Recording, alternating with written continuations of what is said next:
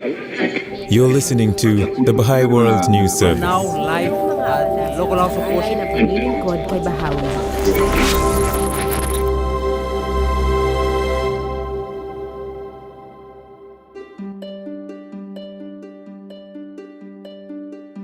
During a conference at the Bahá'í World Centre, groups of Continental counsellors joined in conversations that were recorded by the Bahá'í World News Service for a series of podcasts on youth and social transformation, on the advancement of women, and on Bahá'í moral and spiritual educational programs. In this episode, we hear from counsellors Augustino Ibrahim from Tanzania, all human beings are created noble. Bhavna Anbarasan from India, They see women can contribute in many ways. Townshend Lihanda from Kenya, They begin to understand what is our true identity. Orlando Ravelo from Canary Islands, So the picture is completely changed in these neighborhoods through this spirit of collaboration.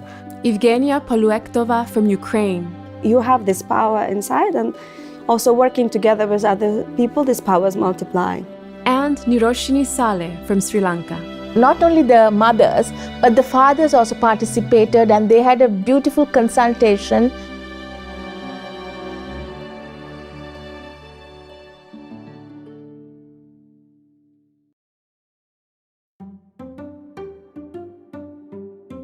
A process of social change often takes root when groups of people gather to explore and apply Bahá'í principles in their daily lives.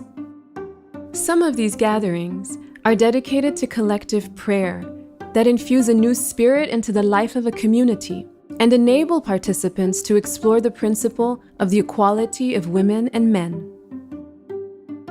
You know, when we sit and we pray together, we talk about the importance of, equality, where the soul doesn't have a gender, and how every human being is created noble. And every noble soul has this aspiration to advance. And then together we try to understand what's the best way forward, what options there are. In addition to devotional gatherings, educational programs offered by Bahá'í communities around the world welcome everyone who wishes to contribute to the community's prosperity and enable countless women to take increasing responsibility for charting the path of the development of their neighborhoods and villages. So there is one story in Sri Lanka where there is a very urbanized neighborhood, and there's this one lady, initially she was always with her family. She only thought about her family. She said, my children, my husband and me. I don't want to help anyone or think about anyone else in her neighborhood. And what happened was the husband was already in the education process, and he kept talking to the youths who was helping with this education process, saying, I have transformed, I have started to pray, I have started to see that everyone has a noble soul, and I want my wife also to see. So the youth started the conversation with her, and she used to run away. She said, no, I just need to be with my family. I'll cook for my husband and make sure my children, when they come home from school, they are taken care of. That's it. And then she started to see the change of the husband. She thought, okay, let me also go through this education process to see, okay, they say that every human is created noble, and then let me also see why he's being changed. So she went through the education process, and today she's the mother of the village. Mm-hmm. She has helped so many households in her neighborhood. So there is about 300 households in her neighborhood. Around 170, 180 of them are connected very closely to worship and service. They all understand that we worship, but we also have to serve each other in the neighborhood. And they're all now together assisting each other, and this neighborhood is so beautiful. They pray together, they sing together, they serve together, their children and the junior youth. They also do service together. So, I mean, the change was with this, of course, the husband assisted in the change, but what I mean is that she was able to gather everyone, talk to everyone about it, and also empower everyone.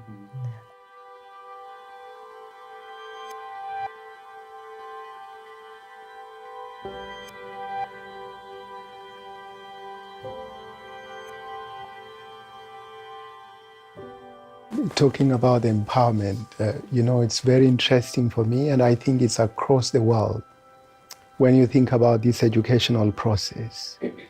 And from Kenya and in many communities, decision making was something that is actually made by man.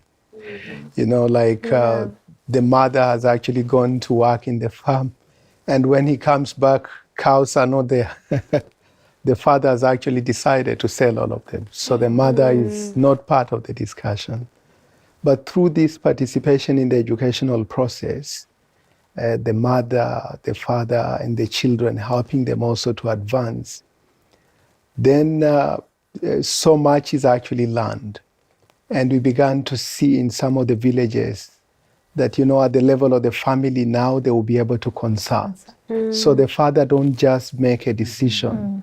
There is consultation. So they consult about it. They make decisions together. And you see the families are actually happier. But then as that happens at the level of the community, everybody begins to appreciate the role of women. It's interesting. All human beings are created noble and with the talent and capacities. And for these capacities to be manifested, including women, and benefit the society, they need to, education is at the heart of it. Yeah. In a number of communities that I have visited and interacted with, you see when women, for instance, participate in the spiritual and moral education of children as teachers, their role as mothers, as first educators of their children in families, there is so much evidence of the role being improved. And one of the sub-village leader in one of the villages was acknowledging that for quite a long time, women were left behind, and it's like the village was deprived of their contribution in the advancement of the community. But also that has led to appreciating women are equal members and contributors in the process of transformation of the village. As a result, you see more appointment of women in the local government leadership. And also the appreciation for educating girls is increasing because of what they see. Women with the literal knowledge they gain in the... So they appreciate that if they get more education, there's more that they can really do. Now there's a lot of appreciation of how much can be achieved and how much the community can benefit from the contribution of women if they are given opportunities to also take part in the development of their villages.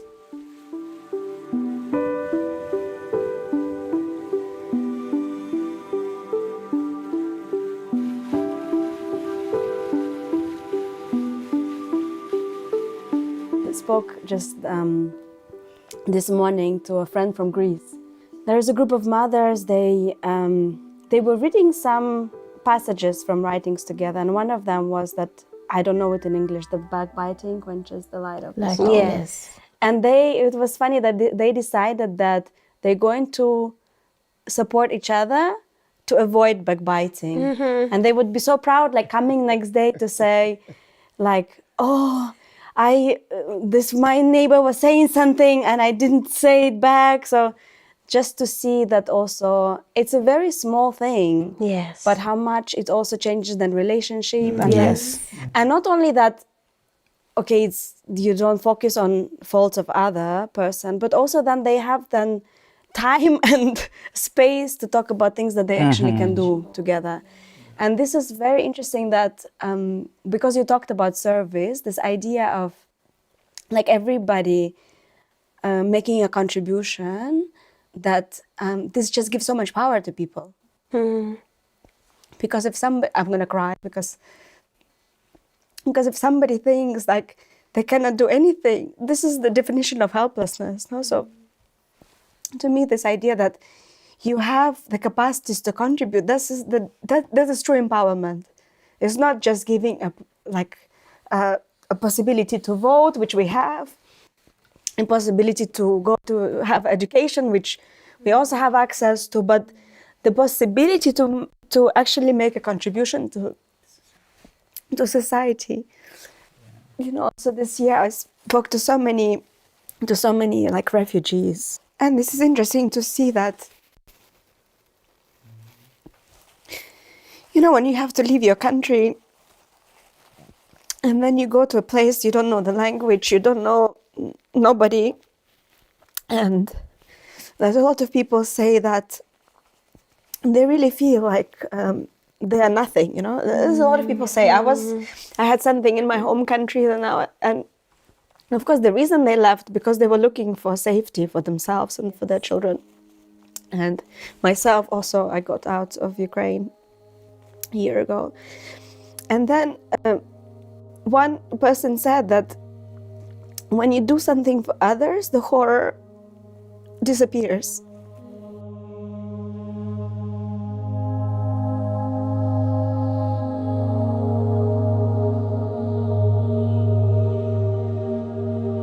And for them to see that actually everybody, like NGOs, government, they look at you like you have needs, we need to provide for you. Yes. And very few cases they say actually, no, but they have their talents and capacities, not only to take care of themselves, but also to take care of other women around. It's very powerful to see like that when like them themselves to recognize you have the power to do actually anything that you want. And if you also work together with others and that help you to recognize your own capacities, then they can see. Yeah, like in one conversation, a friend said to this one woman, Ukrainian refugee, she said, look, you are the same person you were in Ukraine. Because you know this quote, regard a man as a mindful of gems of inestimable value? Yes. There's these capacities nobody can take from you. Yes. No matter where you are. You just have to also learn to know that like the empowerment is not something that like an NGO gives you, no? Like they give you power. Like you have this power inside, and also working together with other people, this power is multiplying.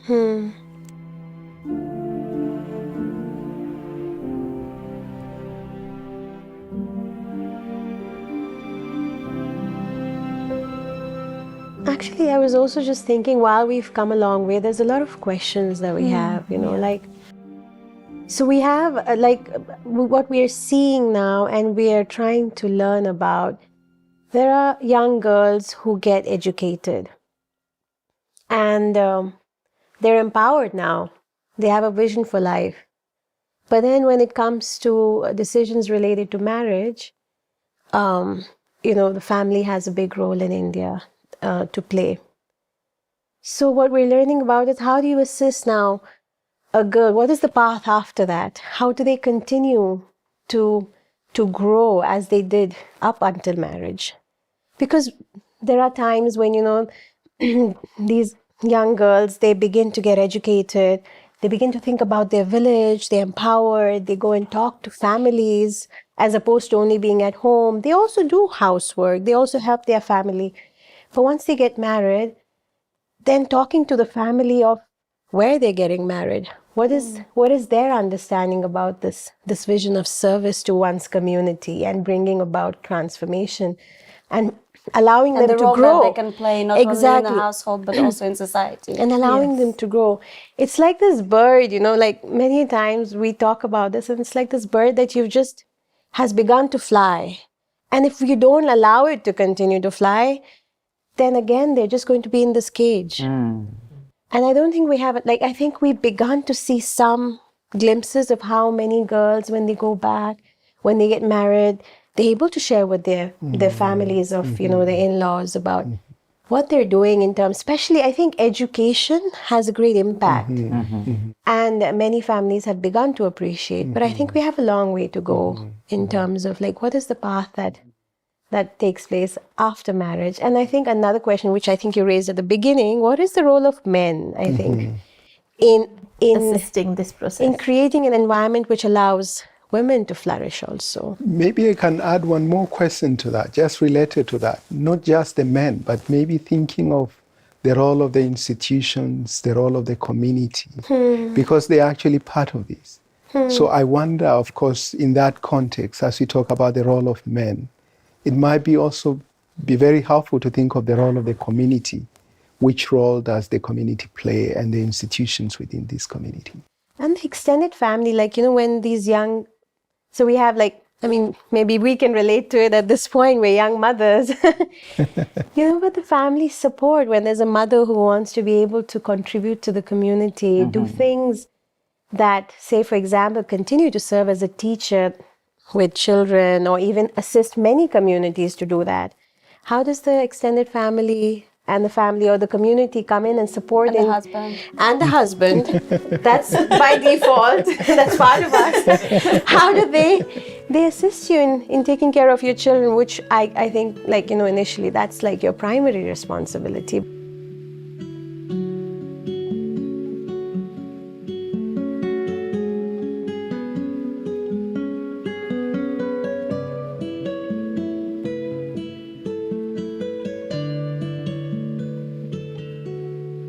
In a lot of schools and kindergartens, the teachers are women. Yes, you know? yes. But in training institute, a lot of teachers and animators are also boys. And you see like young, boys who are like even 12, 13, they love to play with younger kids. But then somehow, kind of as they grow, they probably, I don't know who tells them that this is not for boys, no, this is only. And then you see that, and then when you look at this, like if you see a 15 or 16-year-old boy who is taking care of a group of children in his community, maybe it's younger siblings or neighbors, that actually you can see, oh, probably it's gonna make him a better father, that is gonna be more present and allow the mother to do other things. No? Yeah. It's very interesting, you know, with this empowerment of women, when women are actually empowered, how they become a very important instrument of uniting the entire village. So there is this example of one of the communities that, you know, these women, they began actually meeting together and reflecting and thinking about their own village, thinking about the education of children in this village and how they would make their village better. But through such a gathering, which later on they began praying together, they thought that, you know, as a community, we have to think about our own community. And as a result of that, they began to think about environment and the kind of trees that they had planted around, which was kind of affecting the streams of water that were actually there. So they began to change and they began to think about their own diet and maybe planting some of the trees that will supplement their diet in this particular community. But then they also noticed that there are particular local vegetables, kind of vegetables that were getting extinct. So they began to consult about it and to collect the seeds of this particular vegetable. And at the level of the community, they began kind of a seed bank that, you know, they would actually collect the seeds and put there. And as a result of the educational program that is offered in that particular community, they began to study some books. And these books enhance their knowledge of agriculture. And actually, if you go to this community now, everybody is thinking about everyone else. And it's not about me, but it's about our community, how we can make our community better. And in small ways, the agriculture has begun to transform. Actually, as a community, they are coming together and thinking about some of the young people in the community. Like more lately, they began a kind of a community bank, you know. And in this community, everybody from within the community can contribute in that. And as a community, they sit together and discuss about the use of this money. So, for example, more lately, they managed to send some of 3 young people in the community to go back to school. And some of the women that were having community schools to go back and advance their studies. And actually, all this began with the women in this particular community.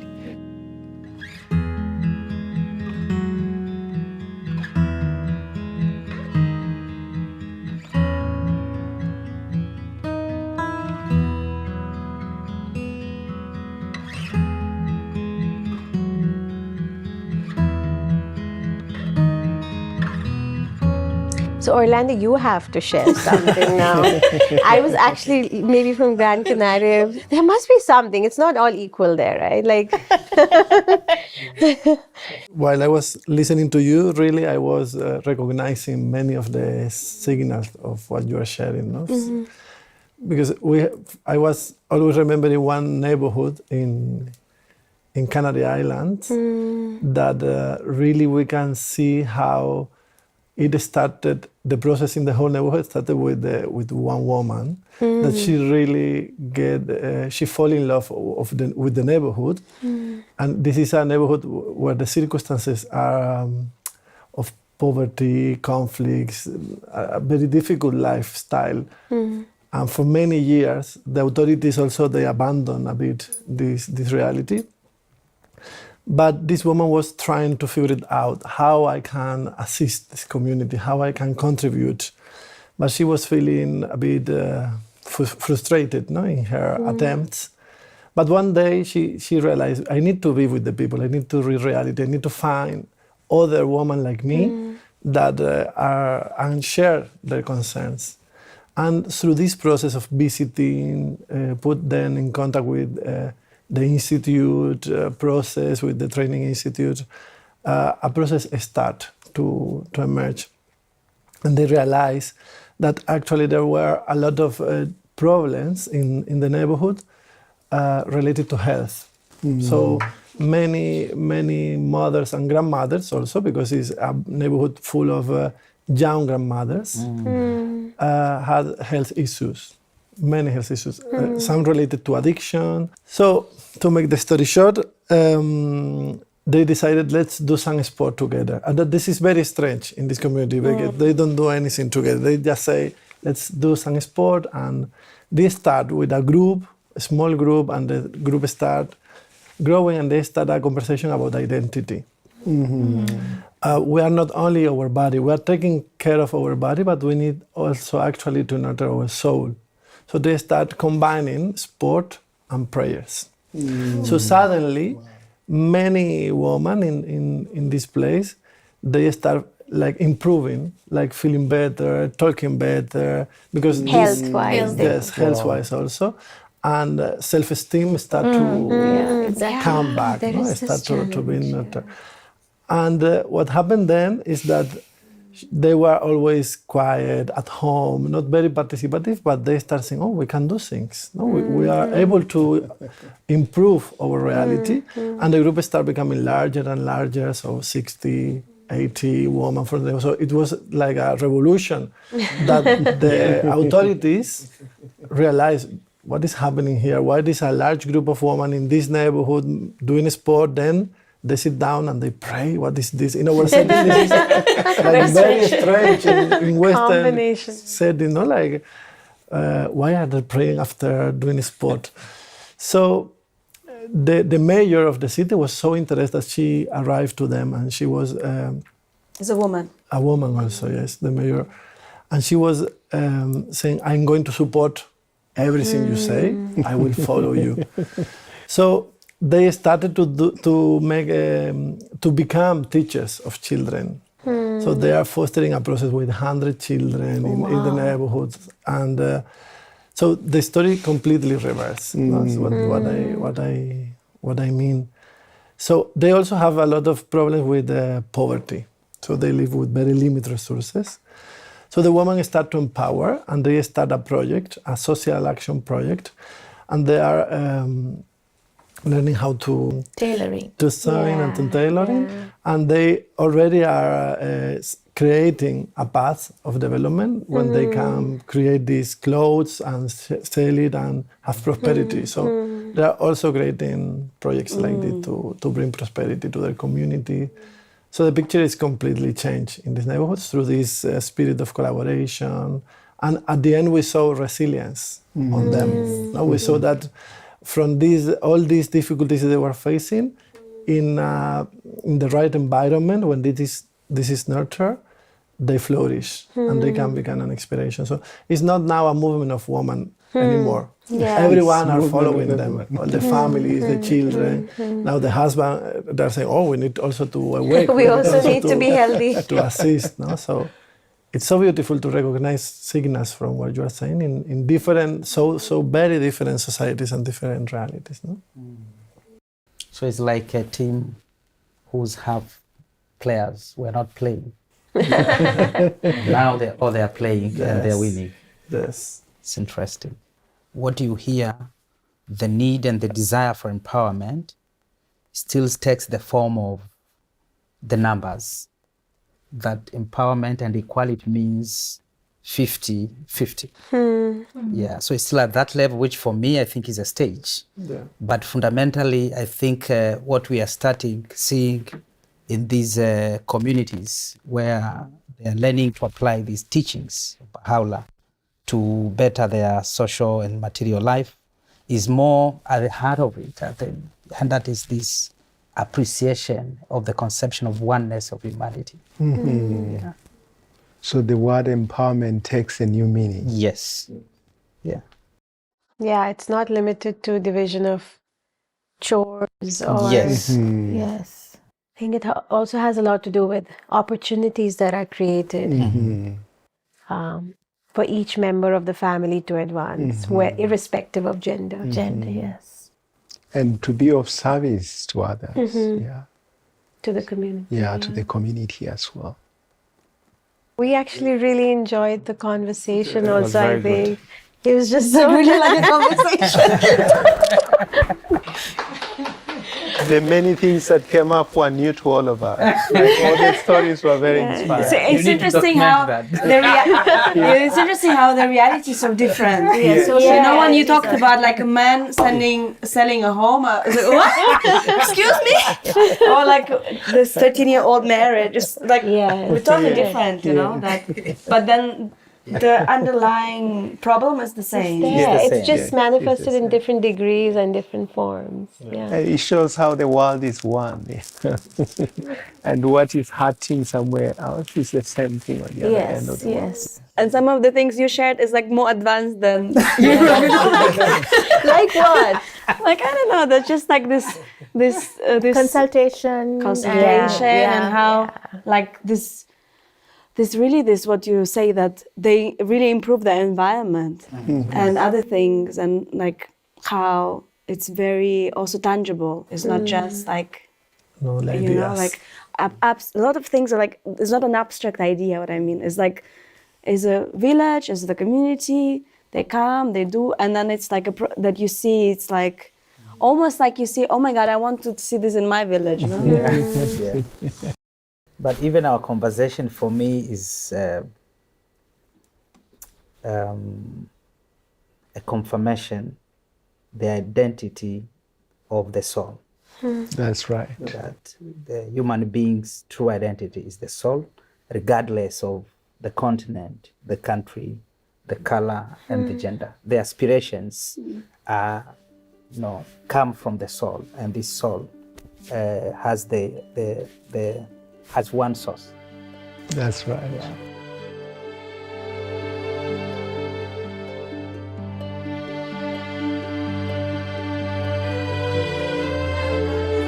You're listening to the Bahá'í World News Service, reporting on major developments and endeavors of the global Bahá'í community. For more information, visit news.baha'i.org.